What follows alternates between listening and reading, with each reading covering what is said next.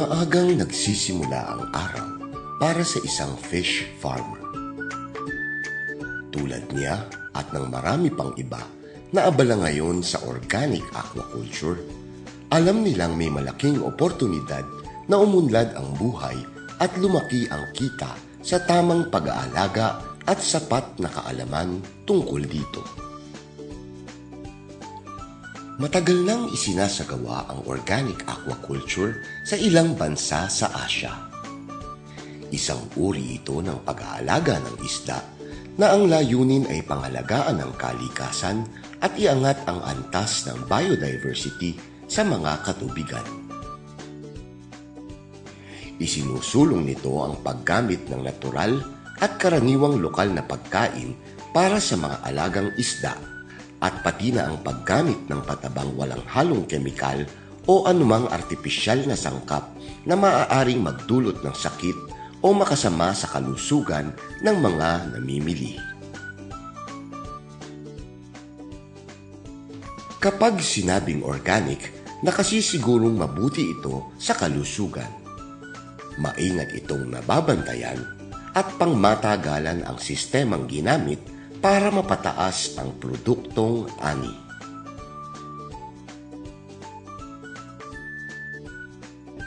Noong 2012, ipinagtibay ang Philippine National Standard for Organic Aquaculture na naglalahad ng mga patakaran para sa pagsasagawa ng organic aquaculture sa iba't ibang katubigan. Saklaw nito ang pagpapataas ng kalidad ng produktong isda na ligtas sa kontaminasyong dulot ng nakapipinsalang kemikal at ang paggamit ng kauri nitong sangkap. Isinusulong nito ang ligtas na pagkain para sa lahat. Ang pagkakaroon ng mas maraming pagpipilian sa pamilihan, ang paghikayat sa paggamit ng sistemang polyculture habang isinasaalang-alang ang kabutihan ng kalikasan tungo sa pangmatagalang produksyon. Higit sa lahat, hindi mabigat o masalimuot ang pag-aalagang hinihingi nito sa mangingisda. Isa pang bentahin nito ang mataas na presyong maaaring ibayad ng mga mamimili para sa produktong organic. Ito ay dahil alam nilang mas malinis at makabubuti ito sa kalusugan.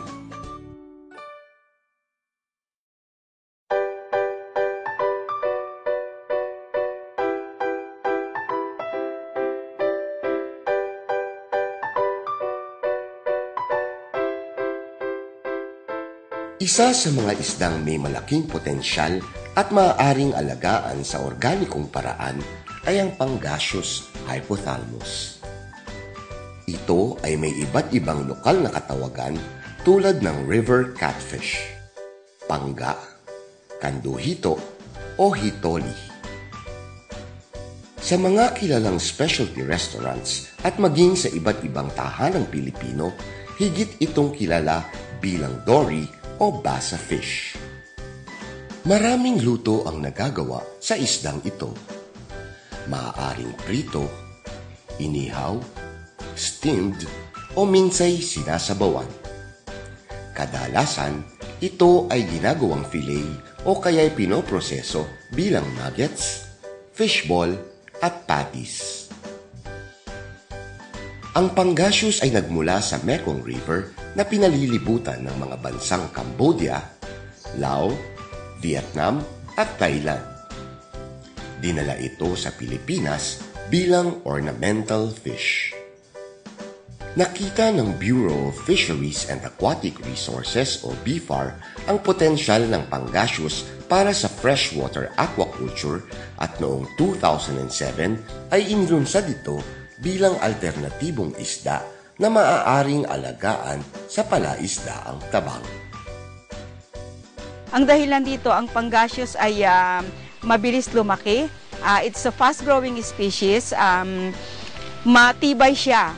Kasi being tinatawag natin na kabilang doon sa catfish family, bimodal yung kanyang respiration. So, pwede siyang huminga gamit ang hangin na nasa atmosphere at pwede rin siyang gumamit ng tinatawag natin na dissolved oxygen.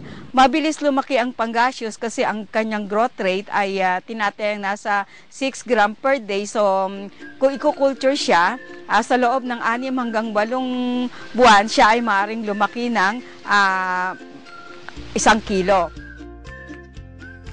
Maaaring makilala ang Pangasius sa mga sumusunod na pisikal na katangian. Hugis biluhaba ang katawan, mapusyaw na abuhin ang bahaging likuran, subalit maputi ang bahagi ng tiyan. Kurbado at palapad ang bibig na may 2 pares ng balbas sa magkabilang labi. Ang palikpik sa ibaba ng hasang o pectoral fin ay nagsisilbing tibo. Ang Pangasius ay omnivore. Kumakain ito ng phytoplankton at zooplankton o mga mikroskopyong halaman at hayop na lumulutang sa tubig, detritus at lumot. Kapag malaki na, ito ay nagiging herbivore at maaaring kumain ng gulay at iba't ibang uri ng halaman at prutas. Ito ang dahilan kung bakit maaaring alagaan ang Pangasius sa organikong paraan.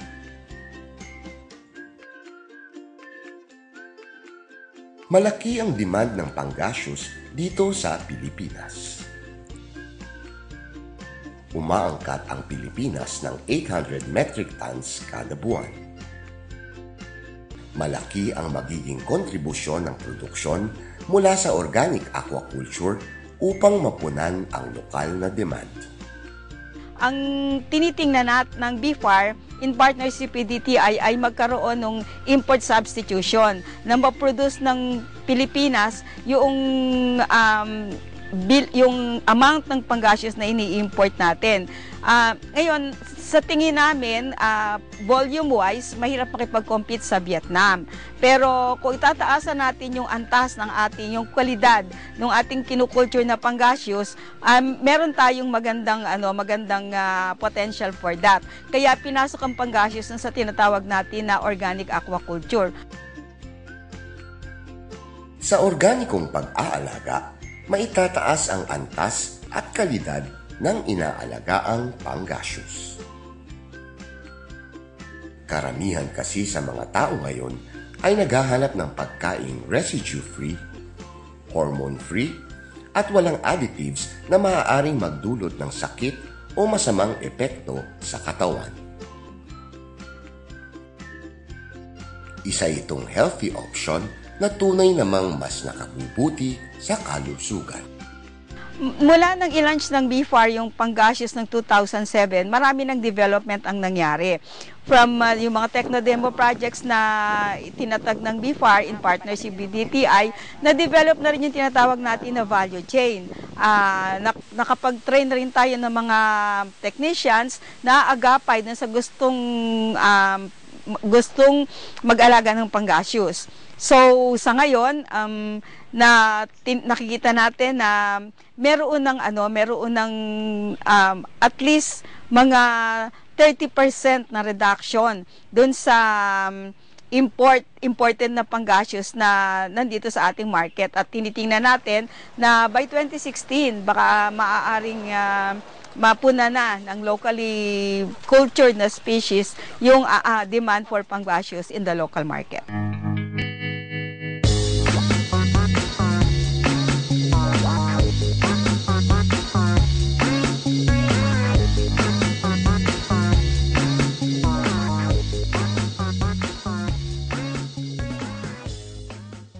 Ang pag-breed o pagpapaitlog ng organic Pangasius ay nagsisimula sa pagpili ng broodstock.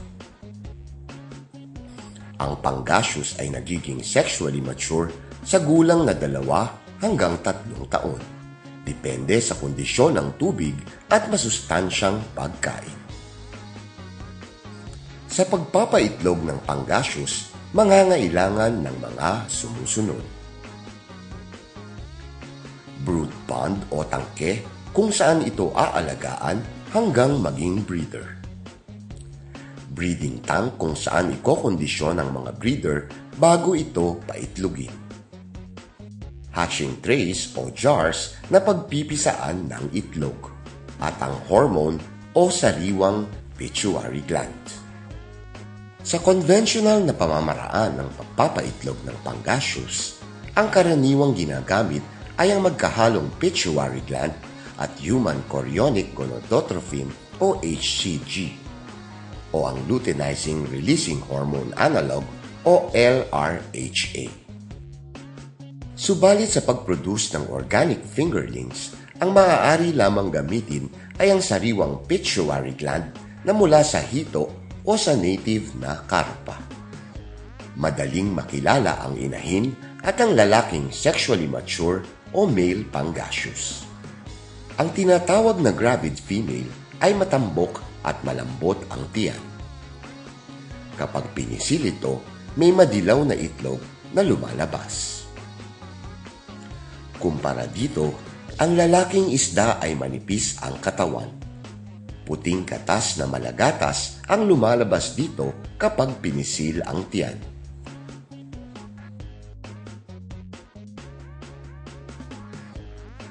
Ang mga paitloging isda ay inililipat sa breeding tank sa pares na 2 lalaki sa isang babae.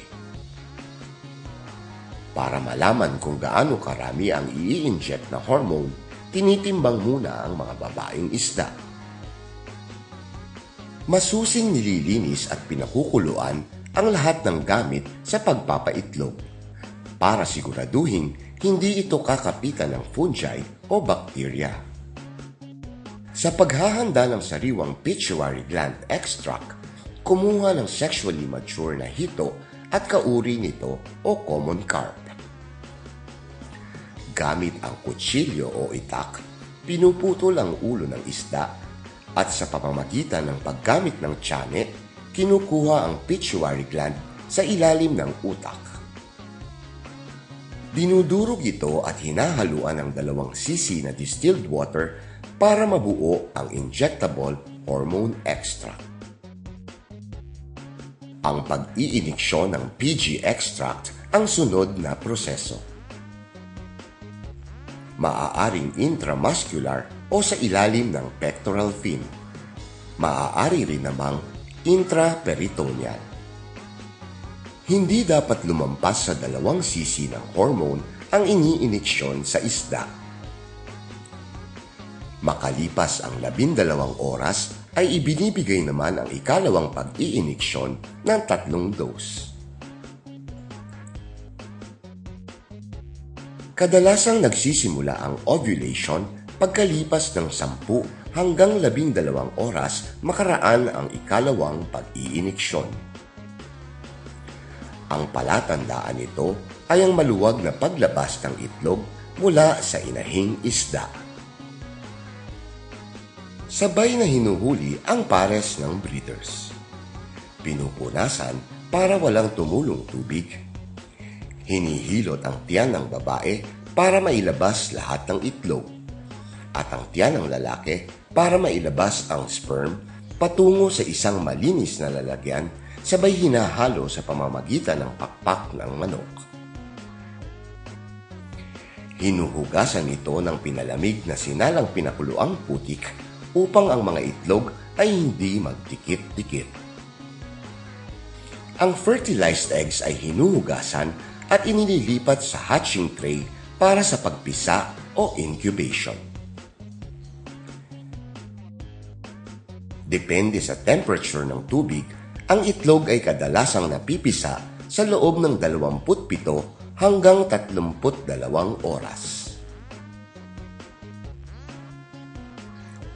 Ang newly hatched fry ay sinisimulang pakainin ng infusoria simula sa ikalawang araw ng pagkapisa.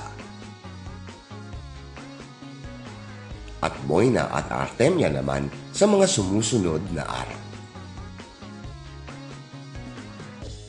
Kapag handa na, maaari na itong ilipat sa nursery pond para matutong kumain ng natural food.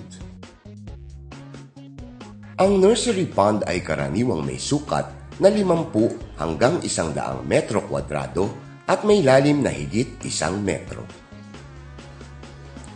Ito ay dapat may magkahiwalay na pasukan at labasan ng tubig. Dapat ihanda ang nursery pond upang masigurong walang ibang isda na kakain o makikipagkompetensya sa fry. At dapat makapagpanatili ng sapat na likas na pagkain ng fry. Mga hakbang sa paghahanda ng nursery pond. Hulihin lahat ng dating stocks. Pakatihan ang pond. Ayusin ang dike at lagyan ng screen ang pasukan at labasan ng tubig. Alisin ang mga predator at competitor ng fry. Patagin ang ilalim ng pond. Lagyan ng organikong pataba tulad ng vermicast sa daming 1 kilo sa bawat 10 metro kwadrado. Sabuyan ng apog. Hayaang mabilad sa araw maghapon. Papasukan ng tubig kinabukasan hanggang maabot ang lalim na 1 metro. Pagkalipas ng 5 hanggang 7 araw, maaari nang ihulog ang fry sa nursery pond. Sa umaga o hapon kadalasang ginagawa ang paglipat ng fry sa nursery pond kung kailan malamig na ang panahon. Para mapanatili ang likas na pagkain sa pond, nilalagyan ito ng organic fertilizer tulad ng vermicast at maaari ding maglagay ng moina o artemia at mga organikong pagkain tulad ng organikong darak bukod sa likas na pagkain na matatagpuan sa nursery pond.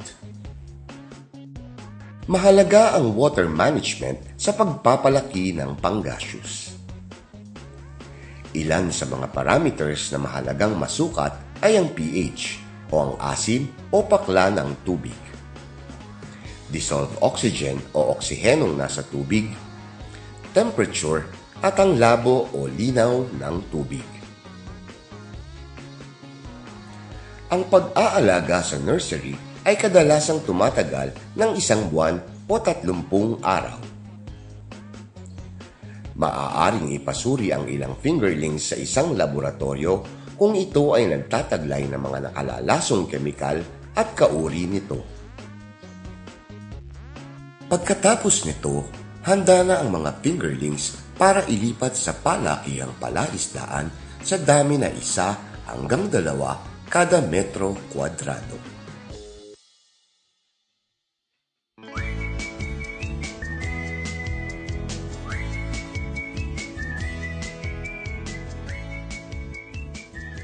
Ang grow-out culture ng pangasius ay maaaring gawin sa palaisdaang putik o fish pond, o di kaya'y sa mga kulungang lambat na nakalagay sa Small Water Impoundment o SWIP or Small Farm Reserve o SFR.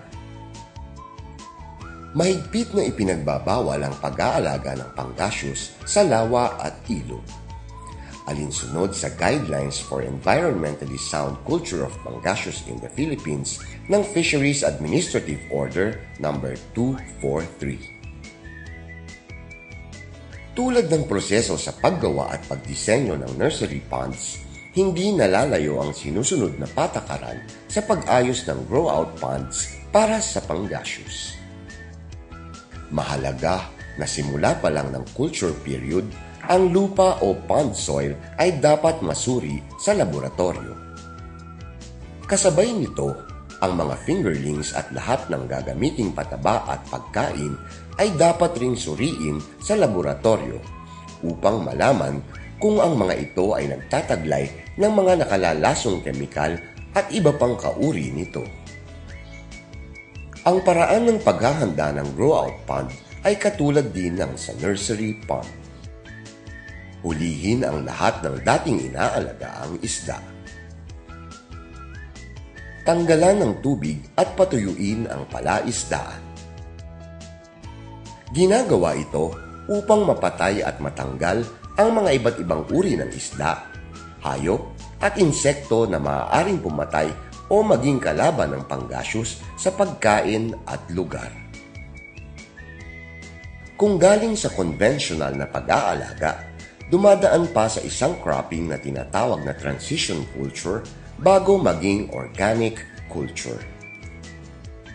Kasabay sa pagpapatuyo ay ang pag-aayos ng dike, pagpatag ng lupa, at ang paglalagay ng pinong lambat sa daluyan ng pagpasok at paglabas ng tubig upang hindi makapasok ang mga iba't ibang uri ng isda sa loob ng palaisdaan. Ang paglalagay ng organikong pataba o vermicast ay 1 o 2 kilo bawat 10 metro kwadrado. Ito ay sinasabog sa loob ng palaisdaan. Lagyan ng tubig ang palaisdaan matapos ang paglagay ng mga organikong pataba na may lalim na 1 hanggang 2 metro. Makalipas ang 7 araw, mapapansin ang pagtubo ng mga likas na pagkain sa loob ng palaisdaan. Handa nang mailipat dito ang mga panggaseous fingerlings na kalimitay may bigat na 5 gramo sa dami na 1 hanggang 2 kada metro kwadrado. Kapag malinaw na ang tubig, ito ay indikasyon na kaunti na lang ang likas na pagkain. Sinasabitan ng organic fertilizer o vermicast ang culture pond para masigurong tuloy-tuloy ang pagtubo ng natural food. Maaari ding bigyan ng gulay o iba pang indigenous feeds ang panggaseous bilang suplemento sa natural food na higit na mas mura. Kapag inani na ang panggaseous, muling kumuha ng sample para sa laboratory residue analysis. Sa kalaunan, ang harvested panggaseous ay ibinebenta sa merkado ng whole fresh o frozen. Ito ay masusing nilalagyan ng label ng organic panggaseous at ipinapa-certify sa Organic Certification Center of the Philippines o OCCP at Negros Island Certification Services o NICERT. Sa pag-iikot ng BFAR sa mga piling lalawigan sa Pilipinas para magbigay ng techno-demo on organic aquaculture ng panggaseous, sari-saring mga karanasan at personal na saloobin ang naisiwalat ng mga taong naging bahagi nito.